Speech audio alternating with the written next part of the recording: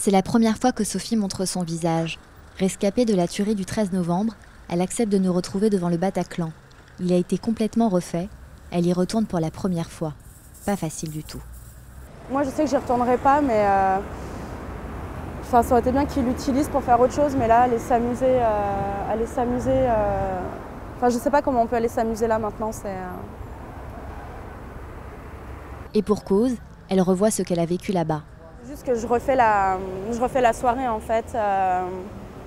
Quand on buvait un verre juste là-bas avec ma pote et quand on est rentré, je me rappelle, j'étais au niveau de l'arbre et je prenais une photo et justement avec Eagles of Death Metal écrit dessus, enfin sur la devanture et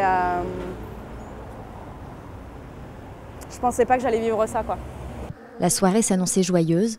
Sophie l'attendait depuis des mois, elle nous raconte. Il venait de commencer la chanson Kiss the Devil et tout à coup on a entendu comme des bruits de pétards en fait. Donc on s'est regardé avec l'ami avec qui j'étais et on s'est dit qu'il faisait le show à l'américaine et tout à coup on a entendu des cris et en fait on s'est rendu compte que c'était pas du tout des pétards et en fait on s'est allongé par terre et c'est là qu'on a vu les 3 personnes qui sont rentrées qui tiraient sur tout le monde.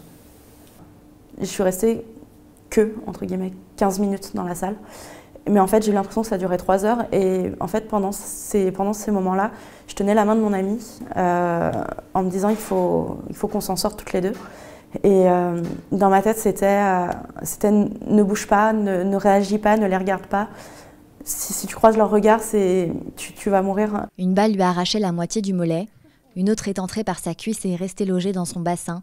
Chaque jour, elle tente d'accepter son corps blessé, entre pleurs et angoisse. Depuis 1 an, Sophie revoit la scène, mais il faut vivre. Elle le sait, et si possible normalement. Ma vie maintenant, elle est régie entre mes rendez-vous chez le psy, mes rendez-vous chez le kiné.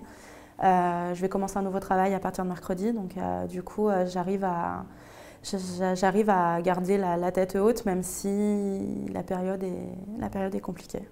Aujourd'hui, Sophie ne se projette plus, mais elle profite de chaque instant, entourée de ses amis à Paris et de sa famille en province. C'est ce qu'elle appelle sa chance. Je me rends compte de la chance que j'ai eue, de la chance que j'ai d'avoir autant de gens autour de moi présents. Et c'est une chance incroyable. Elle a toujours un peu peur de se balader dans Paris. Elle nous a confié avant de partir qu'elle ne prenait plus le métro, trop confiné pour elle. Elle préfère se déplacer en autobus. C'est encore là où elle se sent le plus en sécurité.